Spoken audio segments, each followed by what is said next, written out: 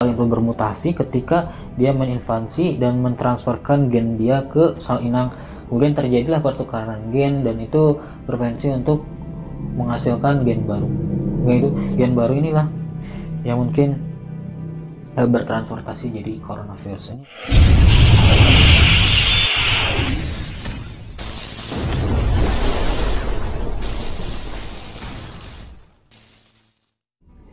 Kita mengerti bahwa ini sesuatu yang baru dan banyak propaganda di sana. Ada yang mengatakan bahwa ini adalah virus, ini adalah buatan rekayasa dan sebagainya. Tapi teman-teman, di sini saya ingin beritahu, saya ingin menjelaskan apakah memang benar virus ini adalah buatan rekayasa gen dan sebagainya. Kita bahas di sini. Dan apakah memang itu alami, mutasi alami? Pertama, kita hapus ya.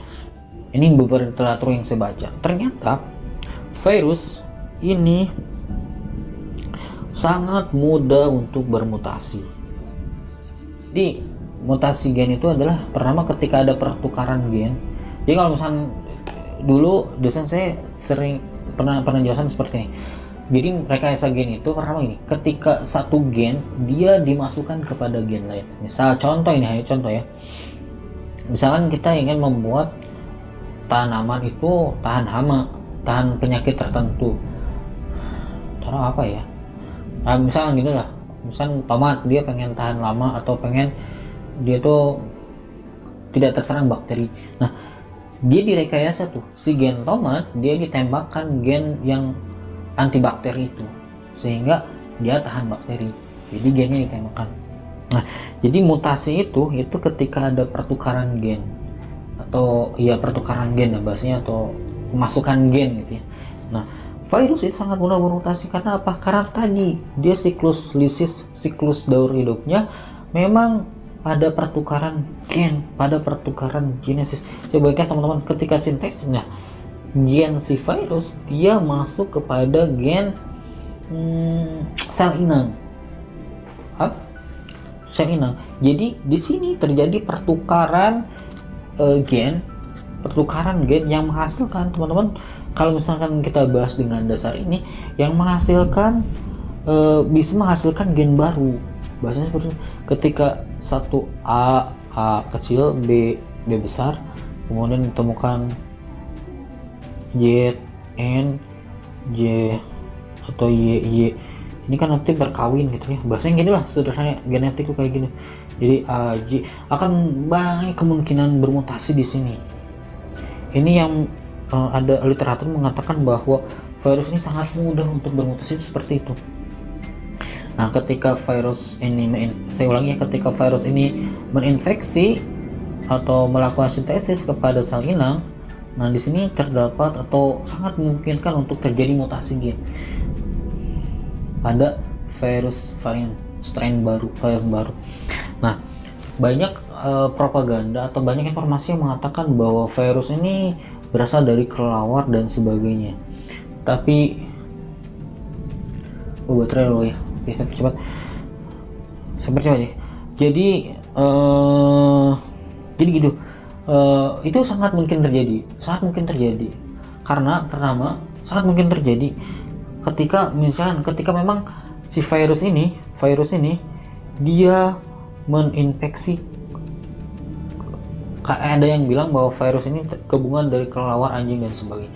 Ini sangat mungkin ketika dia menginfeksi kelelawar mungkinnya, atau kelelawar kemudian menginfeksi anjing dan lain-lain. Dia sangat berpotensi sekali, sangat memungkinkan sekali untuk menjadi varian virus baru dengan ketahanan dengan karakteristik yang unik. Paham ya? Saya ulangi.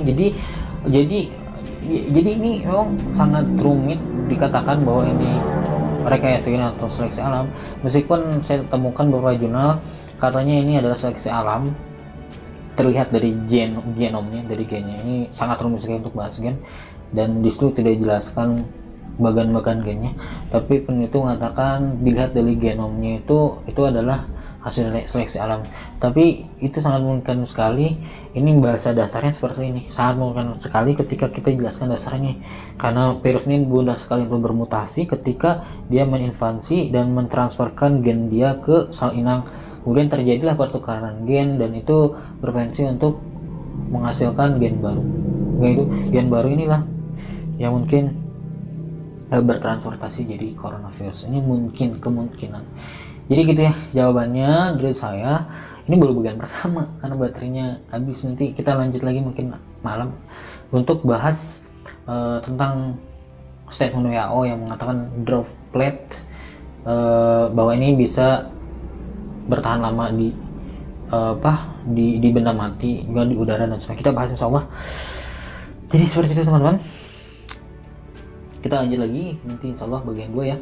Tapi teman-teman dasar ini harus dimengerti dulu untuk membahas selanjutnya. Oke, mudah-mudahan dapat bermanfaat teman-teman.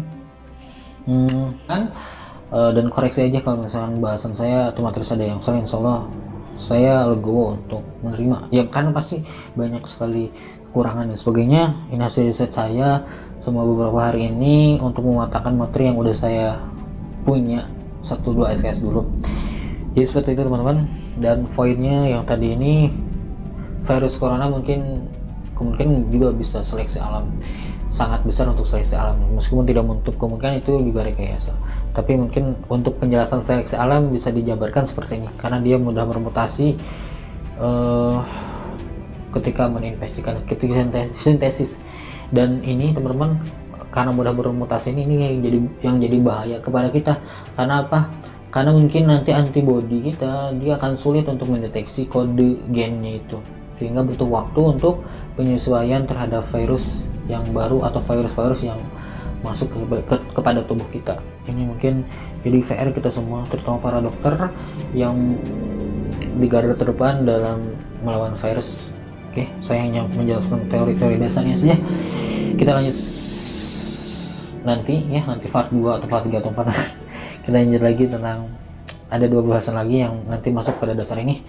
Oke, sekali mohon maaf apabila ada salah. Assalamualaikum warahmatullahi wabarakatuh. Oke, jangan lupa subscribe, share, komen, dan like. Oke, subscribe. Assalamualaikum.